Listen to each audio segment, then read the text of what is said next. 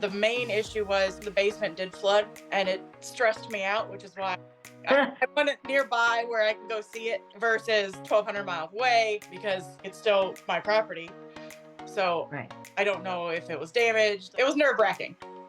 How do you know when you should sell a rental property? Well, that's what we're going to be talking about today here with one of our members from the Lady Landlords Inner Circle, Kelley Ice. Kelley, thank you so much for joining me today. How are you? Good. Thank you for having me. Yeah, of course. I know you are down in Florida. We have a lot of members that are also there that have been dealing with some of the hurricanes, just like how you have. How's everything down there? Doing well? I'm good. My parents had some damage, and that's one of the reasons why I'm down here. So I'm helping them clean up and try and get their life a little back. I had some limbs down, so I'm going to have some great bonfires this winter. You don't hear that every day for Florida, so I love it. But why don't you just start off by giving a quick little introduction to our Lady Landlords community, just a little bit about yourself outside of real estate before we dive into that. Well, I am an electrical engineer. I grew up in Florida, but I moved away for about 10 years, and now I'm back. And I don't really want to leave because one of the reasons why I came back was because my parents were getting older. So they some extra support and things like that.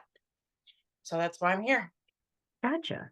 And where did you go when you left Florida for a little while? Where were you living then? I was in Southeast Michigan, south of Detroit. Okay. So now here you go, electrical engineer, I know nothing about, but I'm quite sure you have to go to school for quite a bit of time of that. So Yes. now here you go, you have this great career, you went to school for it. Where along this way did the idea of real estate pop up for you? It was actually when I came back from Michigan. My house wasn't really selling very well up there. So I was like, okay, let's try and rent it.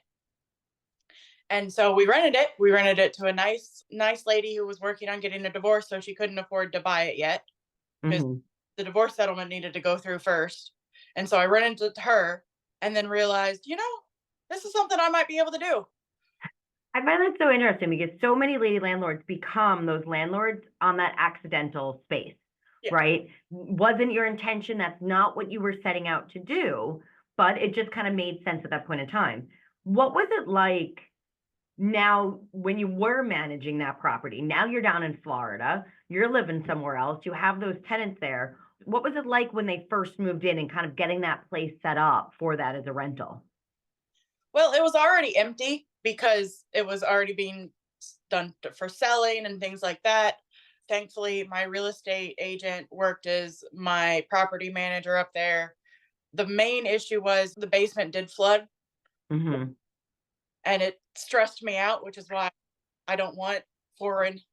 I want it nearby where I can go see it versus 1,200 miles away because it's still my property. So Right. I don't know if it was damaged. It took a couple of days to get pictures. When you then had that flood, did you have to go back to Michigan for that, or did you stay in Florida? I stayed in Florida, but Okay. it was my thumbs it was nerve wracking. And so Gotcha. You had no thumbprints left from all that texting, trying to figure out what was going on with that property. Was that the time that then you said, hey, maybe actually landlording long distance is not for me? Yeah. If it wasn't for something kind of catastrophic like that as a flood, do you think you would have continued to be a long distance landlord? I don't know. That's an interesting question. Maybe not. Yeah. It still didn't seem like it was a fit for you at that point. Yeah. Gotcha.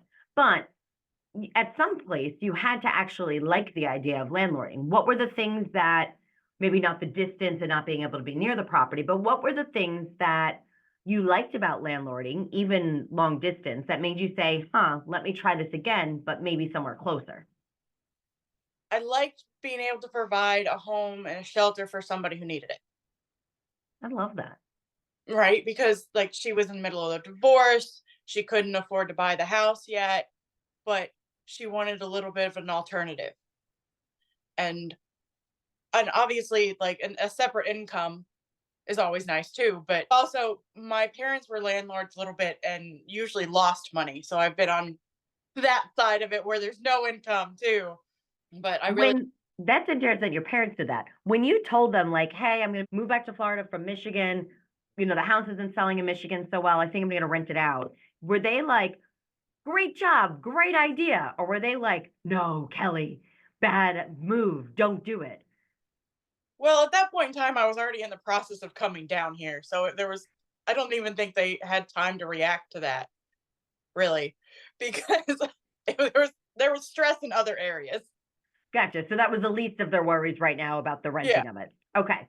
So then you decided we liked this landlording thing, right? We liked being able to kind of serve others, be able to provide good, stable, clean housing to people and that income coming in, but didn't necessarily want it long distance. What I actually really appreciated is that you recognize that.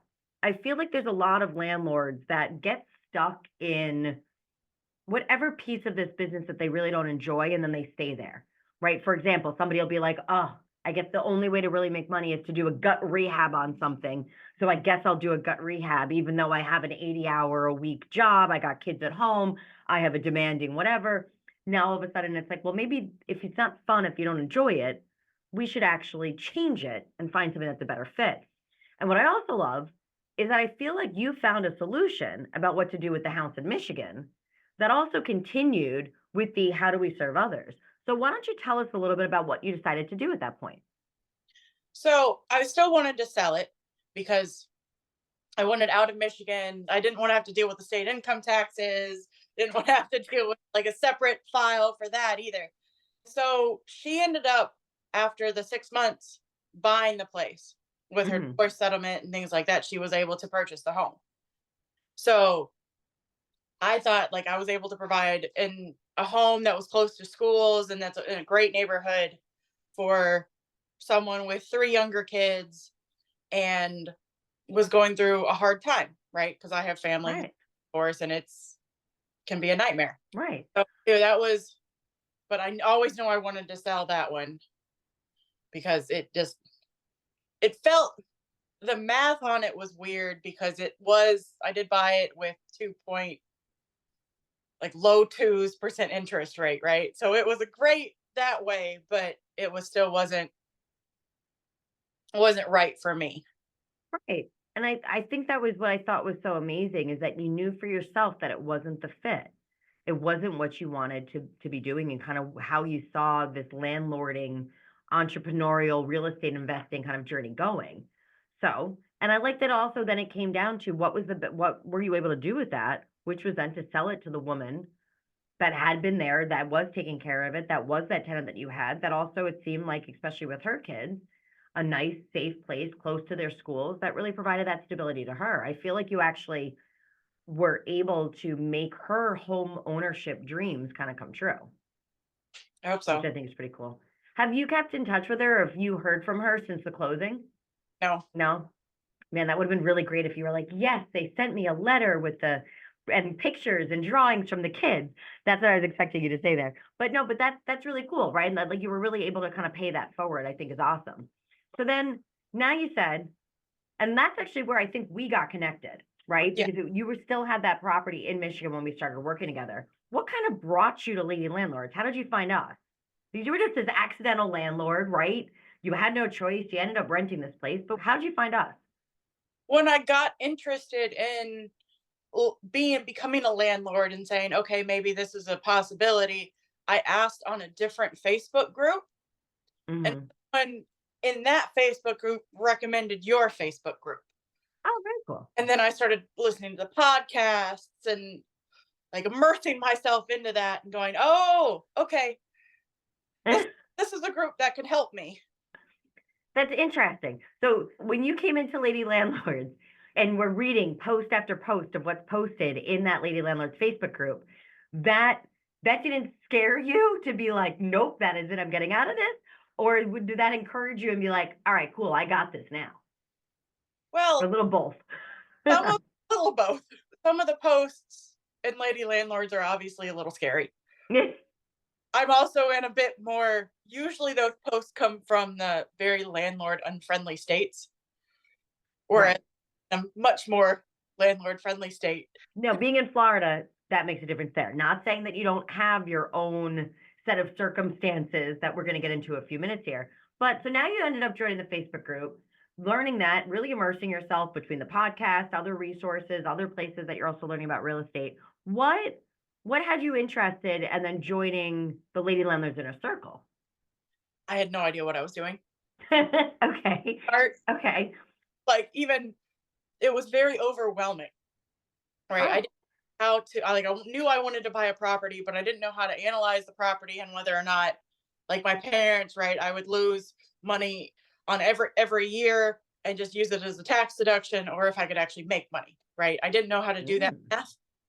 And everything when I looked online was very convoluted. Right. I completely agree with you. I was in the same place after I bought the first property, and I was like, "Ooh, I want to buy now a second rental property." And then I went down that same rabbit hole, and I was like, I feel like I'm more confused than when I first started. And I was like, I kind of didn't want to. I was like, what is this Pandora's box that like I really kind of opened? So now you had fear from just understanding the landlording business, now trying to get into kind of more intentional investing, right? At first you were the accidental landlord. Now you kind of wanted to move to this, let's set things up right from the beginning space. Did you find it scary to then join a program and say, like, okay, I'm actually going to do this now? Yes. Okay. Yes, it was scary. I knew it was an investment in myself, but at the same time, like it was where I was being pointed to, and I wanted to at least follow it to see where it would go. What had you or helped you kind of get past that piece of fear, saying, okay, I'm going to do this. I'm going to move forward. I'm going to get some support and I'm going to go crush this real estate game. Like what helped you get past that fear? Because that's kind of that first step, really. Knowing I would have support on the other side. Okay. Okay. Knowing that like that was the end of the line for you, knowing that that was the last decision, the last leap of faith you really had to make. Yeah. Gotcha. That's I really could cool.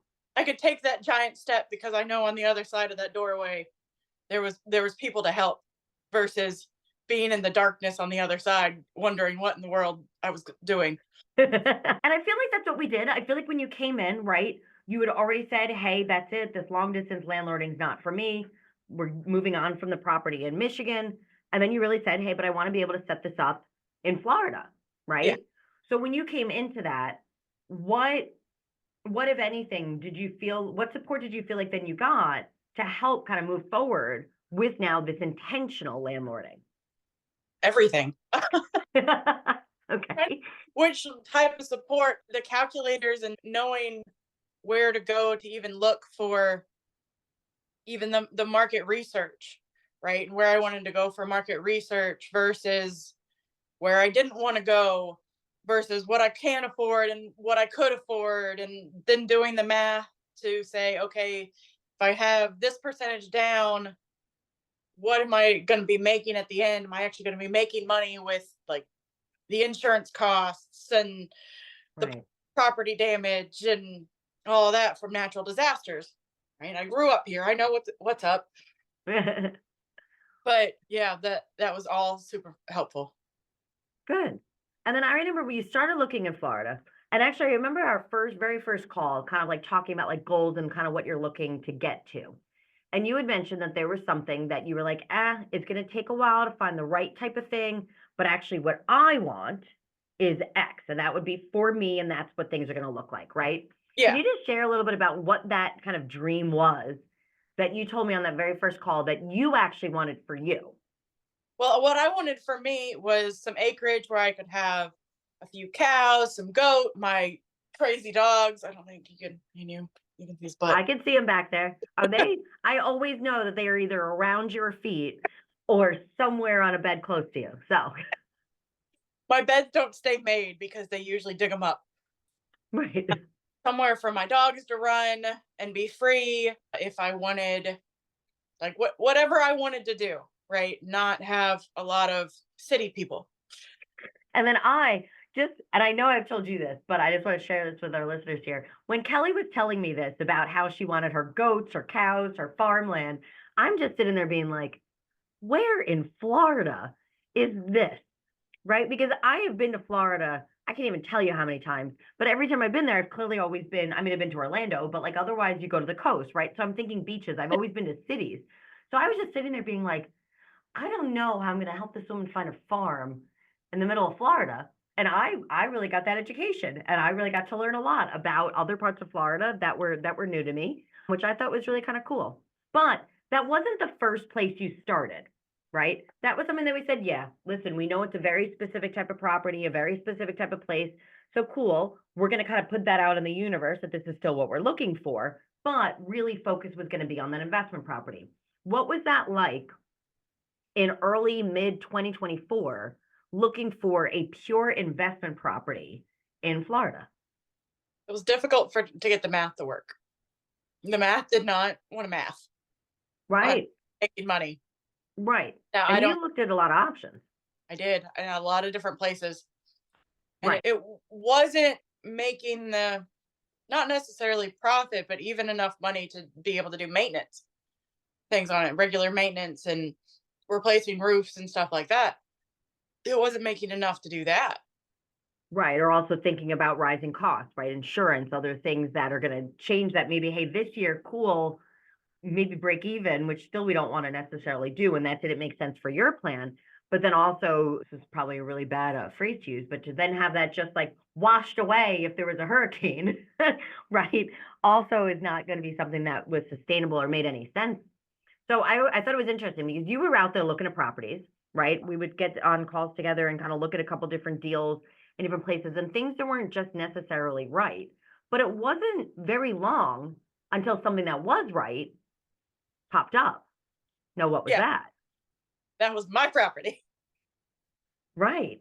That property that you 'Cause- put out. Right. yeah, because the property I had bought before, I put a decent amount down on, so I could, like, I did the math on that, and I was like, wait a minute, I could actually have some money on this one versus the other. The others where I was barely breaking even. So yeah, I found mine.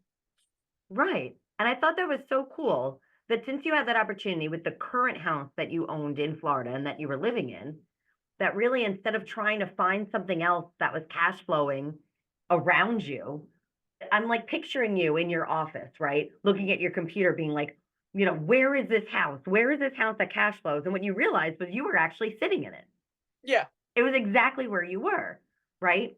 So then when the opportunity popped up for you to really get kind of your forever home, it was really just turning what you were really living in into then that rental. How yeah, did that feel when the property that you really that like your dream home was the one that popped up first?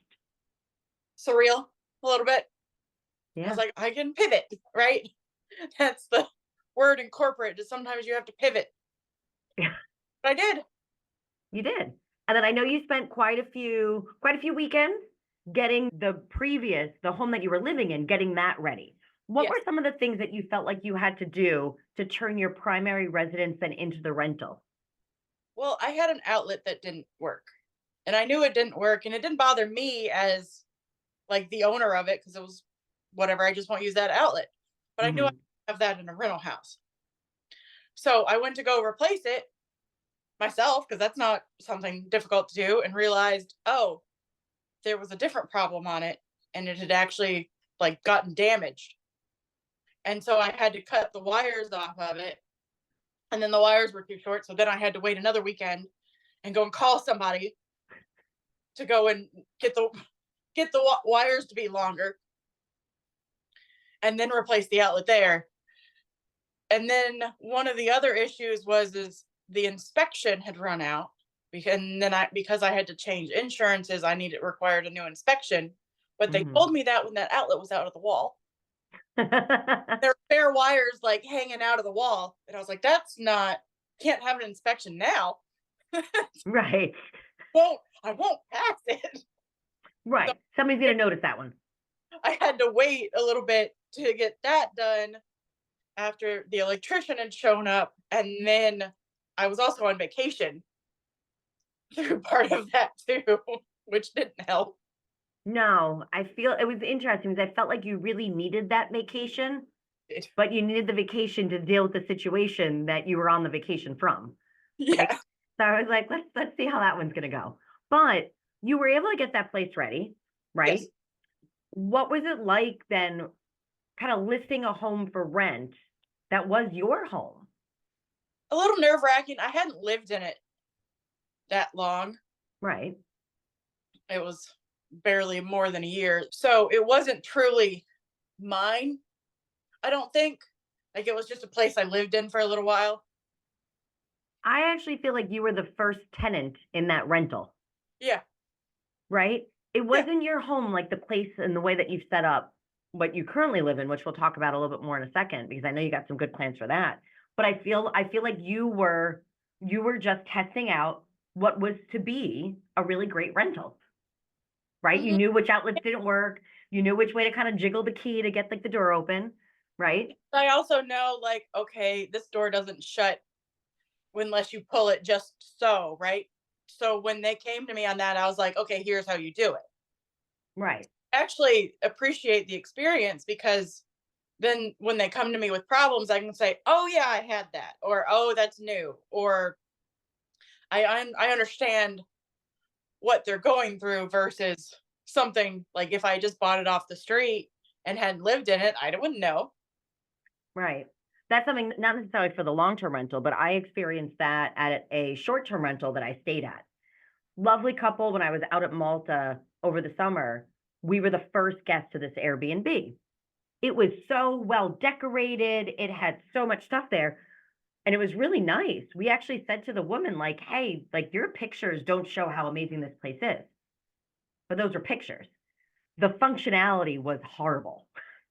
Absolutely horrible. When we left, I said to the woman, I'm like, I really would recommend like you just sleep here for a day and then figure out like what you're missing, right? Because there are things that just did not make sense for like structure. And I'm talking about like you're in the bathroom and there was no place to kind of like put your towel. There was no place to put like your soap. They give us dishwasher soap, but yet no dishwasher. And then like no hand soap for like bathrooms. So it was just all these little things that it was like if somebody had just stayed there for a night, you would be like, hey, I need this brush, I need that hook, I need this type of towel, like those types of things. So it sounds like in your experience here, that actually helped you since you were living there. So one, you could fix some of the things that you knew about, right? You knew about Yeah. the outlet, you knew about the door, those types of things. But then otherwise, it sounds like then when the new tenants moved in and came to you with a little bit of this, or this, then those were things that you were easily able to resolve and guide your tenant through because you knew exactly what they were talking about or how to resolve that issue. Yeah. Nice.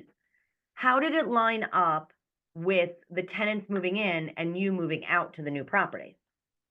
Well, I moved out before my vacation and I had already booked these tenants to move in a few weeks after.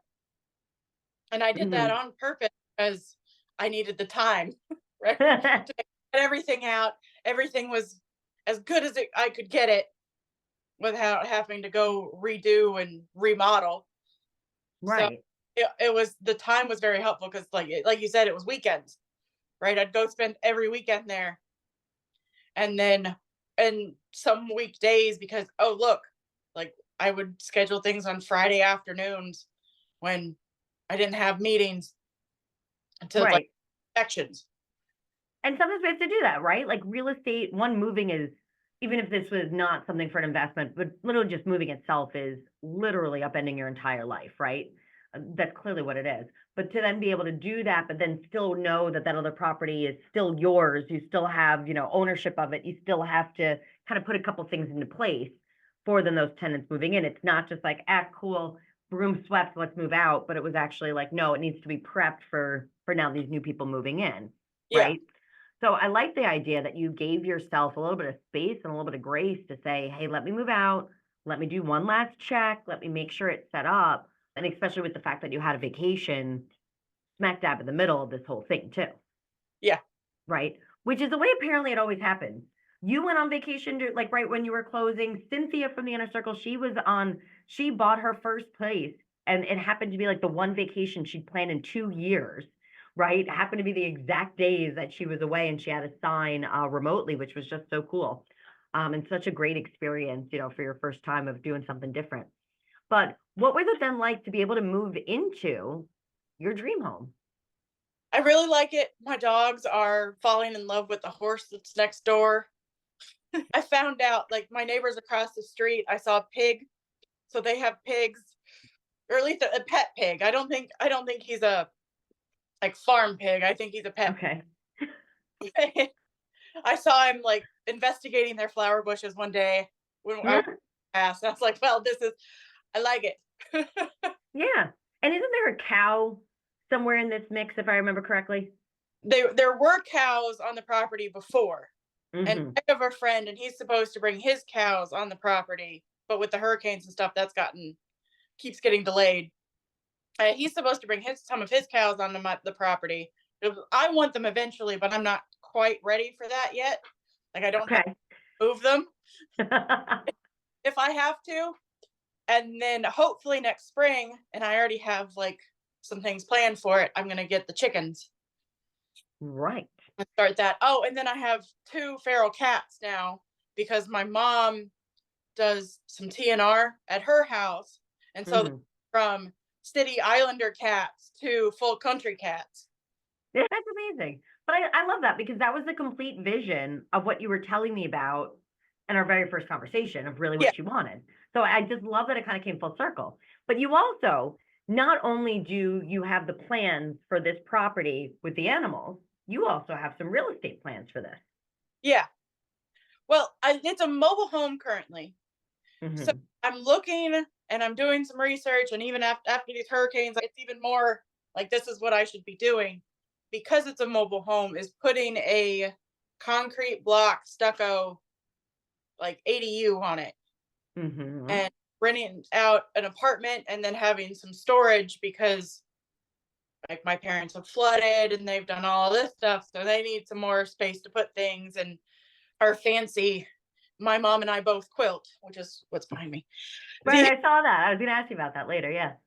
um so we have like a quilting room would be very nice Hmm. that we both use, and then have an apartment there where either they could stay. If there's a hurricane or a tornado or something, I would have someplace to go. So like I said, I'm in a mobile home, right? Those aren't very good when it comes to tornadoes. No, no, Mid City kid knows that. Yeah. The just having someplace like that on my property would be a relief, right? I would have someplace to go and have someplace to hunker down. Right. Right. Like, I love the fact that it would support parents, it would support you, give you a safe place to be able to go during those times, but also another way to add an income producing space yeah, on this property. yeah, So that's pretty cool. And we're still looking for other property now, right? yeah, Right. So now you're back to the search for another investment property in Florida itself, correct? yes. Okay. How are we now with, getting past a couple of hurricanes this summer? Now between that move, all that, how is the market looking down there right now? Well, the properties I don't want are the ones that are going on sale, right? The ones that are on the coast and like near my parents, which I can't afford anyway. But there's a lot of places that are doing like as is. It's been flooded. You can take it, right? Right. Do a cut job and remodels and all that. And I'm like, I don't want those. I don't want anything in the floodplains. Right. Right. But the inlands are still about the same as they were before. But Okay. I'll find something. Correct. Correct. You absolutely will. So what are you looking most forward to with your real estate investing journey coming up now in 2025?